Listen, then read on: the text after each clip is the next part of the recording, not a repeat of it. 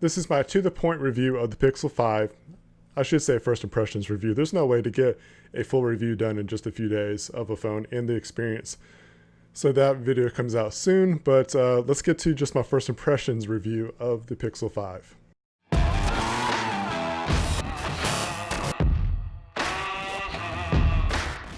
I'm going to keep things simple and just go with what I like and what I don't like, and then some stuff in between. So like I said, I've only had this for a few days. I got this on a Saturday.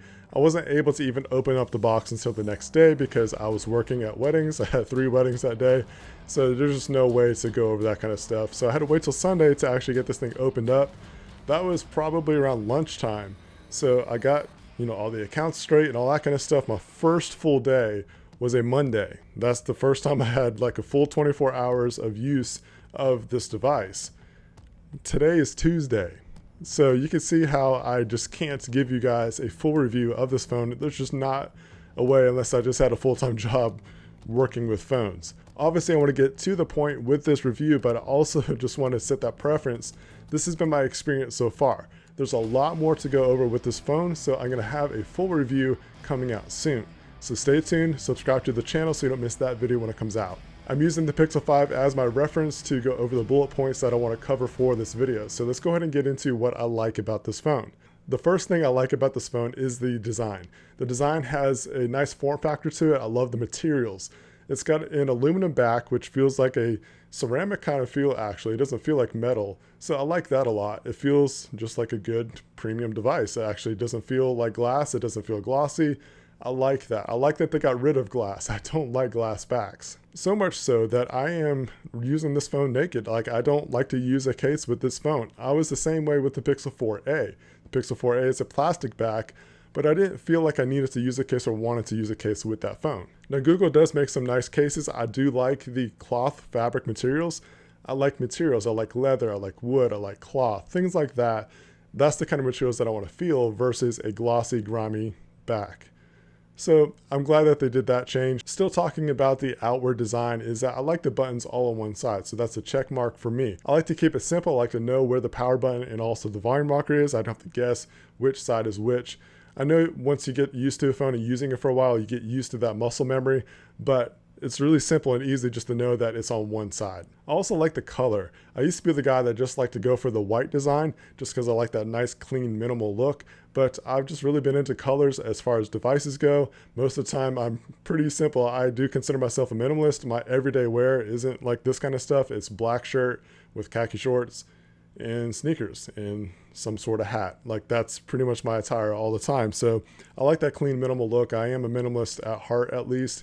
But just going back to that simple design, that's like the thing that I've really kind of experienced with this device is that it's simple and it's just clean. The other simple aspect about this is that you don't have an XL version this time. Like, I don't know how many generations ago, pretty much every device has so many different variants of a device. Pixel kept it simple this year. You got one size, that's it. So there's a happy medium of a size between the Pixel 4 and the 4 XL.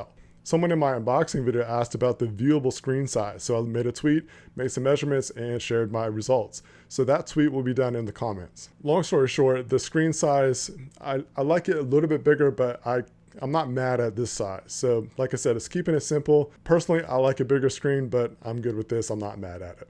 So talking about glass again, they got rid of the glass back. I like that a lot. And so we're kind of talking about that back area, and I'm a fan that they brought back the fingerprint reader. Obviously, COVID-19 has changed the world. Everybody's got to wear a mask, and just Face ID wasn't working for this situation. So it's nice that there's a fingerprint option this time around. You're not just relying on that Face ID. The placement of the fingerprint reader is great, and it's one of the quickest fingerprint readers that you'll get. Pixel has always been good about that. As far as battery life goes, I normally don't like to even cover battery life kind of topics because everybody's usage is different. But as far as my experience goes, I get through the entire day. At this moment at 8:30 p.m. at night, it is at 36%. So I got plenty of battery life to get me throughout the evening and even into the late hours of the night if I wanted to. Going back to how long I've had this device, remember I got it on a Saturday, wasn't able to even open up until Sunday afternoon. First full day with the phone was a full Monday, and now it's Tuesday. Trying to get ready so that way once this embargo lifts, I can post this at 10 o'clock in the morning my time on Wednesday. So that's the situation. That's why, like, I really don't see how anybody with this device for just a few days could really give you a full review of an experience of the device. Yeah, you can go over specs, all that kind of fun stuff, but I'm going to get to the point. I'm trying not to get sidetracked. Just want to give you my experience. That's the point.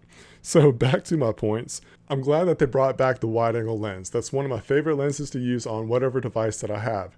The iPhone does a great job. Previous generations, Samsung, I've just enjoyed using the wide angle lens. It is funny how last year that they kind of made fun of those, like saying like no one really cares about the wide lens, but then people cared about it. I care about it. The wide angle lens is one of my favorite lenses to use. There's just some really creative shots that you can get with that wide angle lens. Speaking about the camera, I mean, I need more experience with the camera. I don't know if anybody else is like this, but when I get a new phone, I want that first photo to be a good one. I just don't want it to be some nonchalant random photo. I want it to, I don't know what it is. It's like breaking it in the right way. So that's something I'm lacking with my experience with this phone so far, which kind of drives myself crazy because I love pixel photography. It's one of my favorites. When I was on my out of town trip, I brought the Pixel 4a with me and I got some really cool stuff. I'll leave a link to my Instagram feed and just, it's fun. Like the Pixel makes me want to take pictures. But when I first get it, I want it to be a good one. So stay tuned for that first good photo. Once I post it, it will be on my Instagram account at Joshua Bain. The next point I want to talk about is Android 11 is definitely getting better, but it's still not nearly as fluid as iOS. iOS just is so dang fluid. It's amazing, the experience with that. I'm not saying that Android 11 is bad, but there's definitely some improvement that still needs to be made. The next thing I want to talk about is the screen refresh rate. So it bounces between 60 and 90 hertz. It just depends on the situation. And I can definitely tell of the performance that it feels a lot better. When you go back to something that doesn't have that refresh rate or high refresh rate, you can just tell. Just the snappiness and the crispiness of it is definitely, you can see it on a screen that has the higher refresh rates. You don't ever want to go back to something that does not have a high refresh rate at this point in the game. I like that there's more options with the power button. You got emergency power off, restart, you've got your Google Pay options, and also some Google Home commands. So it's just another way to interact with your everyday life kind of stuff. So it just depends on what you want to do. I'm about to get into the stuff I don't like. So it's actually going to be a good transition into the stuff that I don't like.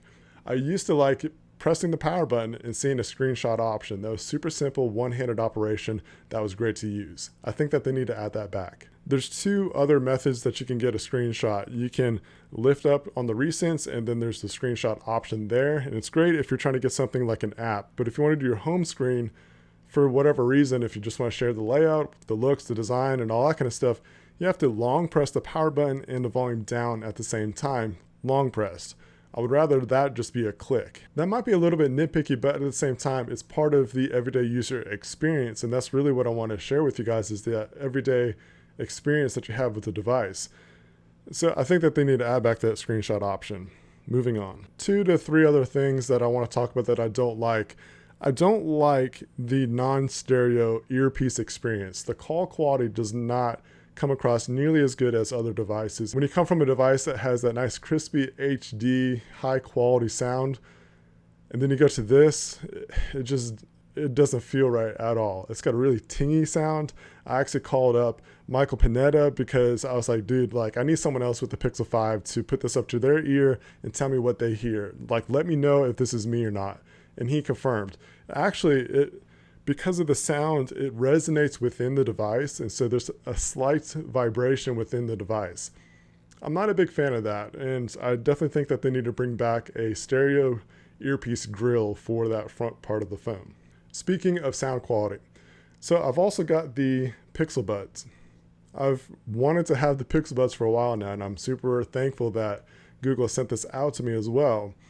But the issue that I've had is like when I'm using them and I put the phone in my pocket, I start to get this gurgly, staticky sound like it's losing connection. And that's not that far away. I also brought up that subject with Michael Pineda, and he was saying he was using the Pixelbuds with another device, walked away, and just within a short distance started losing connection. So I think that's an issue with the Pixelbuds. Like I really want these to work for me while I'm using an Android device as my daily driver. But that's a major thing to me, that losing connection pretty quick from a distance. And the last thing I want to talk about, what I don't like about the Pixel 5, is losing that face recognition. The face recognition from the Pixel 4 XL was the best in the business by far. Being able to just pick up the phone without actually interacting with it and unlocking was awesome. It was the best experience as far as like a facial recognition kind of software works. There's none of that this time. And I understand that we have masks in the factor, but I'm not using a mask all the time because I'm in my own home. I'm at my work spots and things like that to where I don't need a mask on. So just for that everyday experience, yeah, Fingerprint Reader is pretty easy to use. But the other thing that was great was, like, let me get my Pixel 4. You look at it and there's just less actions that you have to do with the phone.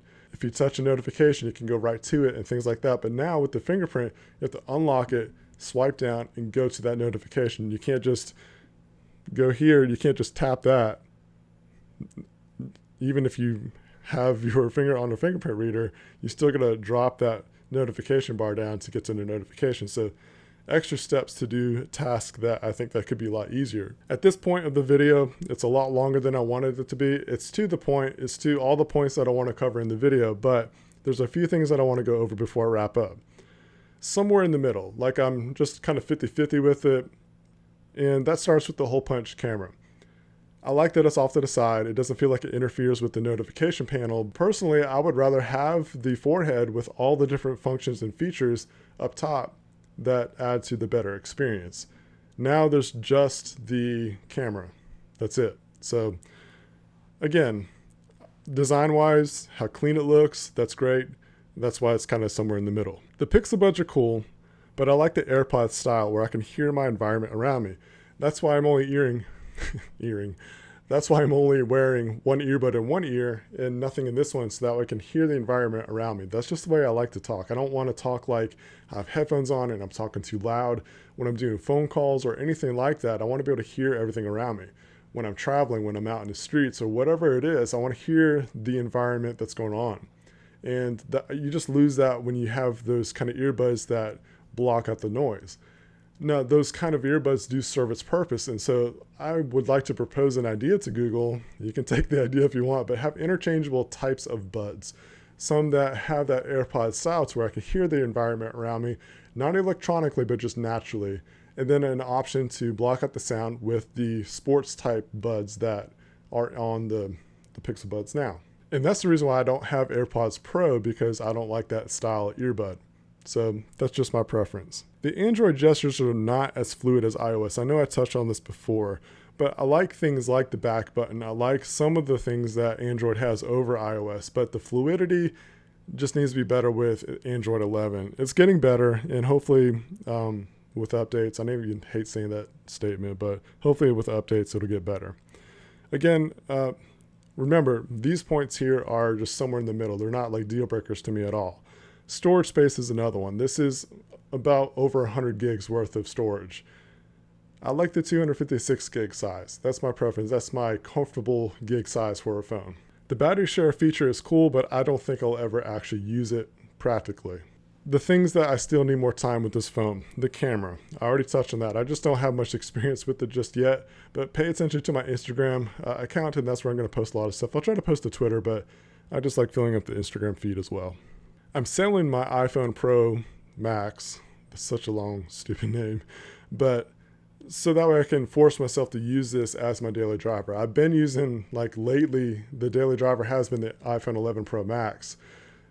And I like iOS as far as my daily workflow. I got a MacBook, a Mac Mini, iPhone, Apple Watch, all that whole ecosystem kind of stuff is just great. I love that experience side of iOS, but I also love Android just as much as iOS. So I have to force myself to use something as a daily driver so I can give you my full opinion about stuff. I actually use the phones for my reviews. I just don't have it as a side device. Yeah, I'll leave that one alone. I've got to get used to the call quality. That's something I hope I just kind of get used to it. But again, that stereo sound is just so much better than what this is. It is cool technology that basically the sound just comes through the phone, like through the crack somehow. It's pretty intuitive of how that works, but it just doesn't sound nearly as good. And I've got to get a 5G SIM card. Hopefully sometime this week I can get that 5G SIM card so I can start getting those 5G speeds when I'm around 5G network towers. But that's going to wrap it up for this video. I always say that this kind of video, like this can be a super short, simple video to put together. And, you know, I try not to ramble on like I am right now. But there's just a lot of stuff I wanted to communicate. I wanted to give you my full experience with this device so far. Again, there's so much more to this device than just even the points that I covered. If you have questions or anything that you want me to cover in any videos or content, leave a comment down below and I'll try to do the best that I can to answer those questions that you might have. I can do some comparisons. Definitely, like when the iPhone 12 Pro Max comes out, that's when I plan to get. I'll go side by side with that one. I can go side by side with the Pixel 4a. That's about all I have in front of me these days. I don't have as many phones as I used to, but that's what I could compare it to. So if you're interested in that, let me know. Again, Instagram, I want you to follow me there because that's where I'm going to be posting all my content as far as photos go with that. I'm super interested to see what my first photo is going to be. I like sunset, so maybe it'll be a sunset photo. All right, I'm going to stop talking for now because I could just go on and on and on. And I've got to edit this video still. I might not, yeah, I'll edit it. So I got to re-listen to myself talk. All right, I'll catch you guys later. Fun fact is that I went 5 minutes into a video and the camera's audio was not recording. So I had to start over. So there's that.